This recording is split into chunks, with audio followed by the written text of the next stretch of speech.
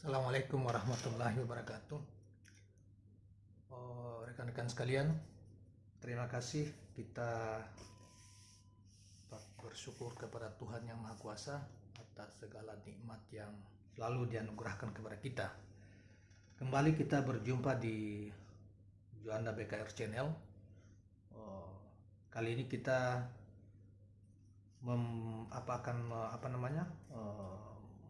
menyampaikan suatu potongan kisah di dalam buku yang ditulis oleh Profesor Martin Links yang kemudian beliau masuk Islam, mualaf, berubah nama menjadi Abu Bakar Siraj ad-Din. Saudara sekalian, buku yang kita maksud yang karya Martin Links atau Abu Bakar Siraj ad-Din itu adalah Muhammad, His Life Based on the Earliest Sources.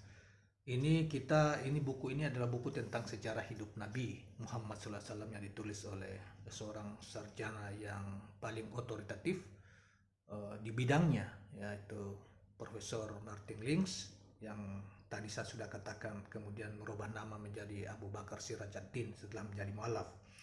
Martin Links di sini dikatakan beliau lahir 24 Januari 1909 dan wafat 12 Mei 2005. Setelah meraih gelar sarjana bahasa Inggris dari Oxford dan sastra Arab dari Universitas London. Cendekiawan sejarawan mualaf ini juga memperoleh gelar PhD dari School of Oriental and African Studies. Nah, salah satu karya besar beliau ini tentang tentang sejarah hidup Nabi yang sudah diterjemahkan dalam bahasa Indonesia yang berjudul Muhammad, Kisah Hidup Nabi Berdasarkan Sumber Klasik. Ini buku bestseller dunia. Nah, bahkan seorang boleh dikata filosof, bahkan pemerhati soal tasawuf, terutama pikiran Ibnu Arabi, namanya Titus Burkhardt, mengatakan mengomentari buku ini, mengatakan bahwa saya langsung membacanya sampai habis, membacanya lagi dan masih terpesona. Itu Titus Burkhardt mengatakan begitu, seorang ahli studi tentang agama, terutama dia paling banyak pemerhati pikiran-pikiran sufi dari Ibnu Arabi salah satunya. Saudara sekalian, kita cuma mengambil penggalan sedikit tentang soal pertemuan Rasulullah yang di video lain kita sudah jelaskan, bahkan agak sedikit membantah apa yang ditulis oleh Profesor Quraish Shihab. Kita soal pertemuan Rasulullah SAW dan masyarakat Nasrani dari daerah Najran. Daerah Najran adalah pesisir di agak ke selatan kalau saya tidak salah. Itu di daerah Madinah, tapi di pesisir pantai yang mereka datang, katanya dalam versi Muhammad Martin Links juga ada rombongan itu berjumlah 60 orang dan lain sebagainya. Kita membacakan itu, kemudian hari-hari terakhir dari anaknya Rasulullah, namanya Ibrahim, meninggal, dan bagaimana Rasulullah dan keluarganya merasakan duka yang dalam kita dilukiskan di dalam sepenggal dari kitab ini. Saudara-saudara sekalian, para utusan masih terus berdatangan seperti tahun sebelumnya. Salah satunya berasal dari kaum Kristen Najran yang bermaksud membuat perjanjian dengan Nabi Shallallahu Alaihi Wasallam. Mereka berasal dari wilayah bagian Bizantium. Jadi Najran itu dulu sebelum dikuasai oleh Rasulullah dan pasukannya, itu di bawah kekuasaan kerajaan Bizantium, Romawi Timur. Pada masa lalu mereka telah menerima banyak subsidi dari Konstantinopel. Konstantinopel yang itu adalah ibu kota Bizantium, Romawi Timur. Para utusan itu berjumlah 60 orang, diterima oleh Nabi di masjid. Tatkala waktu sembahyang mereka tiba, maksudnya jadi di zaman dulu itu kalau dilihat dari konteks ini, mereka itu salat juga seperti itu ya, melakukan salat pada waktu. Ini kemudian Rasulullah mempersilahkan mereka ke masjid. Nah, tatkala waktu sembahyang mereka tiba, beliau mengizinkan mereka melaksanakannya di dalam masjid. Mereka pun melakukannya dengan menghadap ke arah timur. Selama tinggal bersama Nabi di Medina, maksudnya selama mereka tinggal bersama Rasulullah di Medina sebagai tamu Rasulullah, banyak pokok ajaran Islam yang menyentuh mereka. Dan ada beberapa perbedaan antara beliau dan mereka berkaitan dengan Yesus atau Nabi Isa alaihissalam. Lalu Allah menurunkan wahyu kepada Nabi Muhammad SAW yang artinya sesungguhnya penciptaan Yesus di sini di sisi Allah adalah seperti penciptaan Adam. Allah menciptakan Adam dari tanah, kemudian Allah berfirman kepadanya, "Jadilah," maka jadilah ia. Itulah yang benar datang dari Tuhanmu. Karena itu janganlah kamu termasuk orang-orang yang ragu-ragu. Siapa yang membantahmu tentang kisah Yesus sesudah datangnya, maksudnya kisah Nabi Isa sesudah datangnya ilmu yang meyakinkan kamu, maka katakanlah kepadanya, mari kita memanggil anak-anak kami dan anak-anak kamu, istri-istri kami dan istri-istri kamu. Kemudian marilah kita bermubahalah kepada Allah. Maksudnya bersumpah. Mubahalah seperti itu, mubahalah itu bersumpah memohon kutukan. Kalau mana yang benar, kalau misalnya pihak Rasulullah yang benar, maka pihak Kristen terkutuk. Kalau pihak Kristen benar, maka Rasulullah yang akan dikutuk. Nah, kira-kira begitu ininya, mubahalah itu. Nah, kepada Allah, dan kita minta supaya laknat Allah ditimpakan kepada orang-orang yang dusta. Al-Quran Surat Al-Imran ayat 59 sampai 61. Nabi SAW membacakan ayat ini kepada kaum Kristen tersebut dan mengundang mereka untuk bertemu dengannya dan keluarganya dan untuk menyelesaikan perbedaan di kalangan mereka seperti yang disarankan dalam ayat tersebut. Mereka mengatakan bahwa mereka akan memikirkannya. Esok harinya saat datang Nabi, mereka melihat Ali bin Abi Thalib bersamanya. Di belakangnya ada Fatimah. Az-Zahra. Fatimah ini istri Ali bin Abi Thalib dan anak Nabi SAW. Dan kedua putranya tentunya adalah keputra Ali dan Fatimah, yaitu Hasan dan Husain. Nabi mengenakan jubah besar dan cukup besar untuk melingkupi mereka semua, termasuk beliau sendiri. Karena alasan ini, kelima orang itu dihormati dan dikenal sebagai tanda petik orang-orang jubah. Delegasi Kristen berkata mereka tidak siap membawa perselisihan. Mereka sedemikian jauh sampai menjadi suatu kutukan. Nabi membuat suatu perjanjian dengan mereka bahwa sebagai imbalan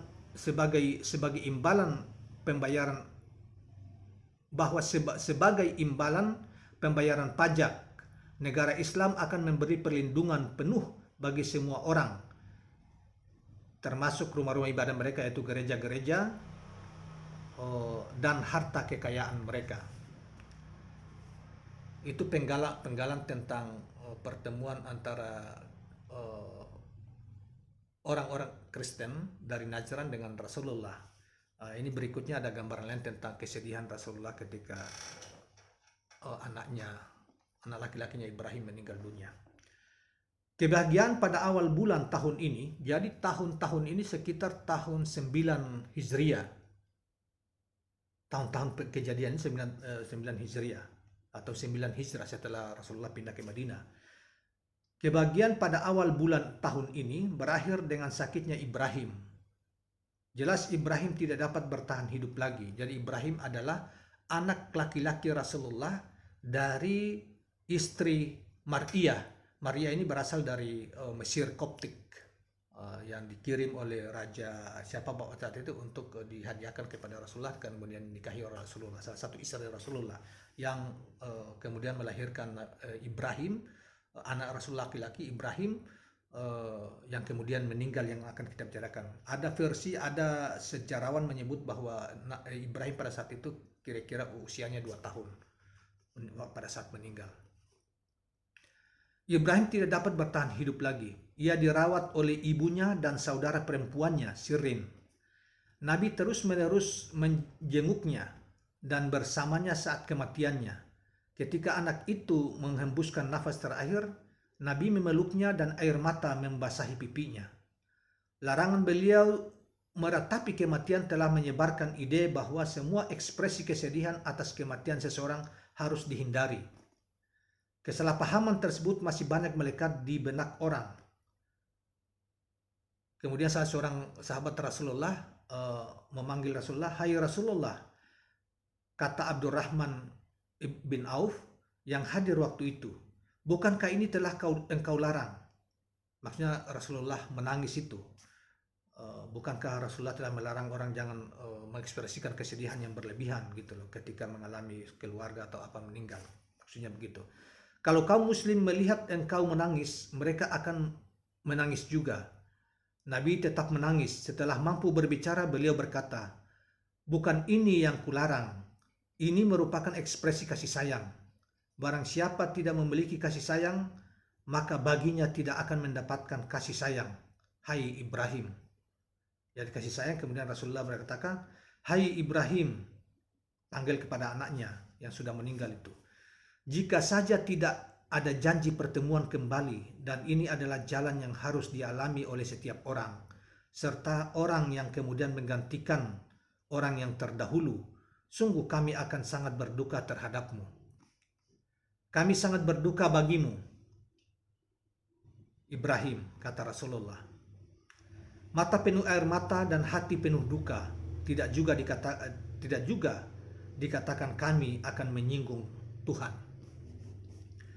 Nabi menenangkan Mar'iyah dan Sirin, meyakinkan mereka bahwa Ibrahim berada di surga. Beliau meninggalkan mereka sejenak dan kembali ke Abbas dan Fadal. Lelaki muda itu membasuh jasad Ibrahim dan membaringkannya, sementara dua lelaki yang lebih tua duduk dan menatapnya. Kemudian jenazahnya dibawa ke pemakaman dalam usungan kecil. Nabi mengimami salat jenazah dan berdoa di tepi kuburan putranya itu setelah ia dimakamkan oleh Usama dan Fadil. Ketika semuanya tertimbun tanah, beliau masih tetap di samping makam dan meminta air. Beliau mengajak mereka menyiramkan air di atas kuburannya. Ada gundukan tanah yang belum rata di atas kuburan itu, dan melihat itu beliau berkata, "Kalau kalian melakukan sesuatu, lakukanlah dengan sempurna." Sembari meratakan tanah itu, beliau mengomentari perbuatannya sendiri. Ini tidak merugikan, juga tidak membawa manfaat, tetapi dapat meringankan jiwa yang tengah berduka. Nabi telah berulang kali menekankan pentingnya menyempurnakan tujuan seseorang di dalam setiap perbuatan duniawinya. Beberapa hadis menunjukkan bahwa tujuan ini haruslah bersifat spiritual. Oleh karena itu, Ali bin Abi Thalib menyimpulkan arahan Nabi itu sebagai berikut. "Bekerjalah untuk duniamu seolah-olah engkau akan hidup selamanya. Dan bekerjalah untuk akhiratmu seolah-olah engkau akan mati besok." Selalu bersiap untuk mati berarti juga bersiap untuk berpisah. Jadilah dunia